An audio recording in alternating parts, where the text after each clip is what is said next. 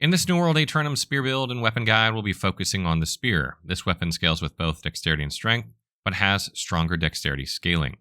The spear boasts one of the longest reaches for a melee weapon in New World, making it a great choice for attacking enemies with shorter weapons as you can hit them and stay out of reach.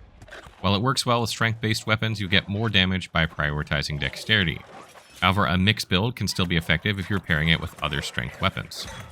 The light attack with the spear deals 100% damage, the heavy attack deals 130%, and the charged heavy attack reaches 165%, which is impressive. Only the Warhammer hits harder with its 175% charged heavy. What stands out about the spear's charged heavy attack is its extended reach, allowing you to hit targets farther than you'd expect. In a game where mobility is key, having extra reach is a huge advantage, making it a great way to initiate combat. The spear primarily deals thrust damage, which is especially effective against animals. However, undead enemies resist thrust damage, so it's not the best option in areas like dungeons or quests with undead enemies. That said, the sweep, cyclone, and vault kick abilities all deal strike damage, which is effective against undead and neutral against animals. So if you're switching between fighting animals and undead while questing, having these three abilities slotted, or at least some of them, can help you handle undead more effectively, where you use your regular attacks to deal with animals. The downside of the spear is its narrow hitbox. It's not as effective at hitting multiple enemies with basic attacks compared to other weapons with horizontal sweeps. While you can hit multiple targets, you need to position yourself more precisely than other weapons, which can make it trickier to deal with groups when your abilities are on cooldown. The pros of this weapon type are that it has strong crowd control, it has versatility in playstyle, and it's effective in both PvE and PvP. The cons are that it lacks burst damage, it has limited AoE capabilities, and can be less effective against agile opponents. Let's move on to the skill trees next, starting with the Zoner skill tree. This is your AoE and utility tree packed with passives that significantly boost damage. If you're looking to maximize your damage while using the spear, the passives here are essential. Both Cyclone and Sweep are your go-to AoE abilities, especially effective against undead. These abilities will be your primary way to deal AoE damage with the spear. Starting with Cyclone, it hits everything around you in a 360-degree arc and applies a 30% slow effect for 3 seconds. This is great when you're surrounded and really shines in PvP, where crowd control is king. Slowing down enemies for 3 seconds gives your team the chance to finish them off. It's also invaluable in dungeons where you face a lot of undead enemies. If you're using a spear in dungeons, Cyclone is almost a must-have since it gives you that much-needed strike damage. Progressing the skill line restores your stamina per hit and allows the skill to now push back enemies. Next we have Javelin, which isn't an AoE ability but lets you throw your spear and knock down targets when upgraded.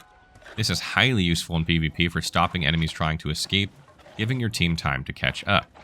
It's also a solid opener in group combat. Throw the javelin, knock down an enemy, and have your team jump on them before they get up. It doesn't deal massive damage, but it's a great tool for gaining control in battle, even up close if needed. It's easier to use this skill now because of the lock-on feature, which lets you target enemies with ease. Progressing this skill line allows you to reduce the spear's cooldown by landing headshots and increases the javelin's damage. Sweep is another solid ability, hitting enemies in a 120 to 150 degree arc in front of you and knocking them down. It's useful in both PvP and PvE. In dungeons, it can help knock down multiple enemies at once, preventing them from damaging your team while also giving you the chance to hit several enemies at once, something the spear struggles with outside of abilities. In PvP, Sweep can also be extremely effective as it gives you breathing room, time to heal or attack without being attacked simultaneously. Progressing the skill line grants you grit, preventing you from being staggered while using the skill, and allows you to do a follow-up attack. The capstone of this tree, Reverse Strength, gives you plus 25% damage when at full stamina. Since attacking with a spear doesn't consume stamina, this is a strong bonus as long as you're not dodging or blocking much. If you're focusing on light and heavy attacks or using abilities without much evasion, this capstone is a significant damage boost, making it perfect for questing, dungeons, or situations where you want to take down enemies as quickly as possible. However, it's not so good for PvP, where you will need to use your stamina constantly. Now let's dive into the Impaler skill tree. This tree is mainly focused on single target damage, making it perfect for quickly taking down one strong enemy in PvE or PvP. Most of the passives here, like those in the Zoner tree, are designed to boost your damage or critical hit chance. If you're playing a spear build, you'll likely need passives from both trees to maximize your damage output. While you can't grab both capstones, the Zoner capstone generally outshines the Impaler one. Prioritize it, but still invest some in Impaler passives. The first ability to look at in this tree is Perforate. This delivers 3 quick hits in rapid succession, dealing slightly less damage than a normal attack, but landing those hits fast will inflict a 5% rend to the enemy that can be stacked thrice.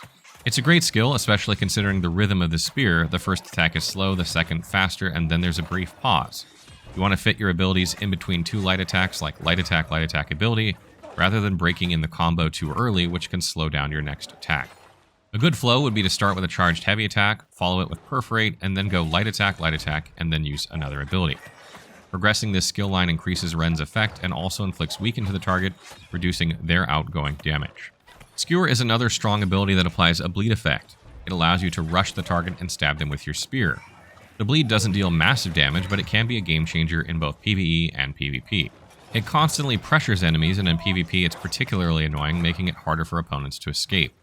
For PvE, this ability works well against enemies that run through or past you like animals, often finishing them off after they've already escaped your range. It has decent reach comparable to a charged heavy attack, so it's another solid opener before you chain in the light attacks and perforate. Progressing the skill increases its damage, grants you 20% in power for 10 seconds if it critically hits, and increases bleed duration. Vault Kick might not be something players use much early on. Its range is shorter than expected, and the stun isn't always necessary for questing when you're just trying to kill enemies quickly. However, against tougher enemies or in PvP, a stun can give you time to heal or deal damage without retaliation. The main reason to consider Vault Kick is its final upgrade, which reduces the cooldowns of your other abilities by 30% if you land the hit. This is huge for keeping your ability rotation going, shaving 4 to 5 seconds off cooldowns in some cases. Note that this ability is taunt gem compatible, which allows you to taunt enemies you hit with Vault Kick if you have a taunt gem slotted into your spear. Progressing this skill line grants you a 20% in power and reduces other spear ability cooldowns by 30% for each successful Vault Kick hit. Lastly, the Exploited Weakness Capstone increases your damage by up to 30% for each debuff on the target. While this is strong, it can be harder to maintain compared to the Zoner Capstone unless you pair the spear with a secondary weapon like a hatchet or rapier that can apply debuffs. Overall, the Zoner Capstone will likely be easier to use for most players, so I recommend sticking with that with your new player. Otherwise, look into this one if you're more advanced. Taking a look at weapons and armor, good weapon pairings for the spear typically revolve around other dexterity-based weapons. A rapier or ranged weapon like the musket or bow work well. Even though the hatchet primarily scales with strength, it still benefits from dexterity, and it's a solid choice, especially for getting debuffs on your target before they close. This way, in PvP, you can weaken them from a distance and really punish them when they're close up. If you're leaning towards a ranged setup, the musket or bow lets you soften enemies before switching to the spear when they come close. One downside of the spear in PvP is its limited mobility. It doesn't have many tools to close the gap on fleeing players. That's where a weapon like the rapier, when its forward-moving abilities, can be handy for catching up to the enemy. Or if you're using a hatchet, the movement speed bonus can help you close the distance quickly.